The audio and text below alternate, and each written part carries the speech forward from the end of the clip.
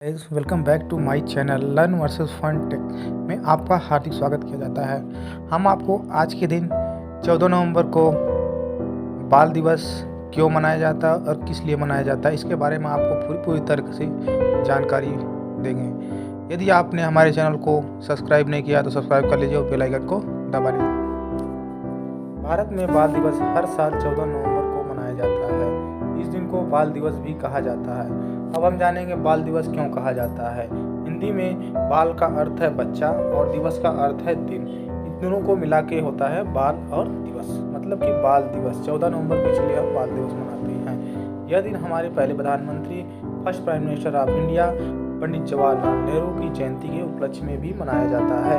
जिन्हें बच्चे प्यार से चाचा कहते थे, वह चाचा का बच्चों के प्रति काफ़ी अच्छा ही लगाव था, जिससे बच्चे उन्हें प्यार से चाचा कहते थे।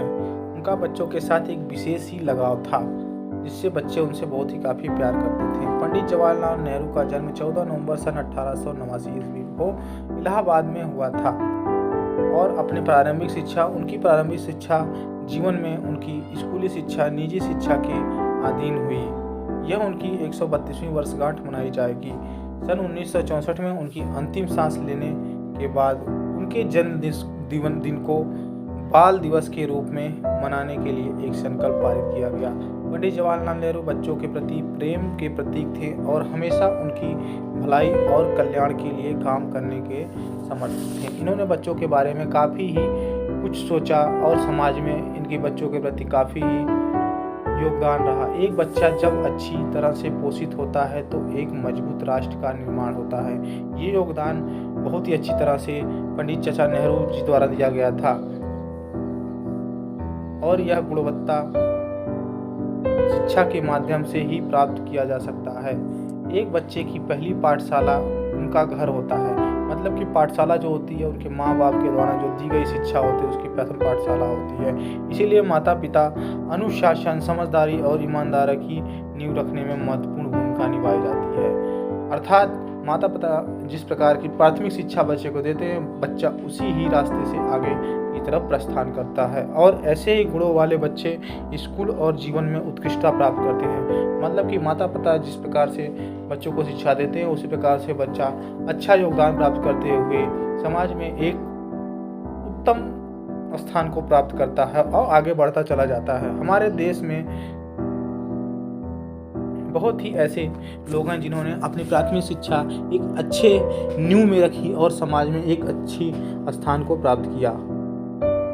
हमारे देश की जय हो। हमारे कई महान स्वतंत्रता सेनानी अपनी योगदान और क्षमता का श्रेय अपने माता पिता और शिक्षक को ही देते हैं। इसी तरह कोई भी उनसे प्रेरणा ले सकता है, जो कि हमारे इतिहास में कई दिए हुए योद्धा हैं या कई दिए हुए समाज सेवी हैं, जिनको हम लेके अपनी प्राथमिक शिक्षा स्टार्ट कर सकते हैं व प्रारंभ कर सकते हैं और माता पिता और शिक्षक को सम्मान के रूप में देख सकते हैं, उनके मार्ग का अनुसरण कर सकते हैं। अर्थात पंडित जी का कहना था कि बच्चा किस प्रकार से आगे की तरफ बढ़ेगा, वह समाज को किस प्रकार से आगे ले जाएगा, वो उसके माता पिता व प्राथमिक शिक्षा के ऊपर निर्भर करता है। यदि बच्चा प्राथमिक शिक्षा को गलत तरीके से प्राप्त करता है तो समाज में गलत व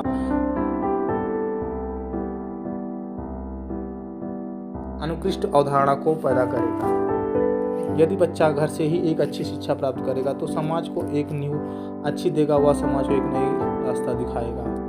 तो आप लोगों ने जाना कि चाचा नेहरू ने कैसे किस प्रकार से शिक्षा के बारे में समझाया, प्राथमिक शिक्षा के बारे में। आज के समय में इस बाल दिवस को किस प्रकार से मनाया जाता है।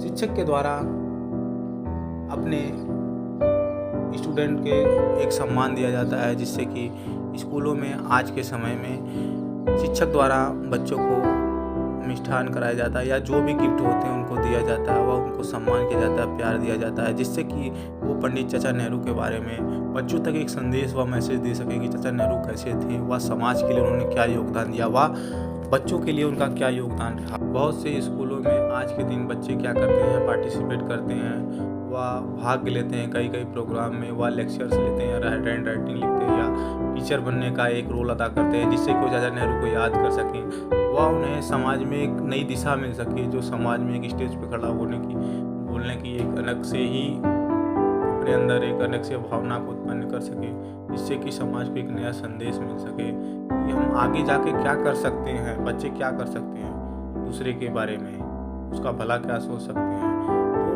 तो आज के दिन हमें बच्चे को एक अलग से ही प्रोत्साहन दिया जाता है, हैंड राइटिंग लिखवाया जाता है उनसे अलग से, वह उसके प्रति उनका इवैल्यूएशन किया जाता है, जिससे उन्हें एक अलग से सम्मान दिया जाता है समाज की। ये बात हमें सुन के हमारे जीवन में एक संदेश मिलता है कि हम यदि अपने जीवन में कुछ अच्छा सीखना चाहते हैं तो सबसे पहले हमारे जीवन की प्रथम नींव कैसी होनी चाहिए, माता पिता के द्वारा जो दिए गई सिखलाई है वो एक अव्वल दर्जे की होनी चाहिए, जिससे हम समाज में एक अच्छे स्थान को प्राप्त कर सकते हैं।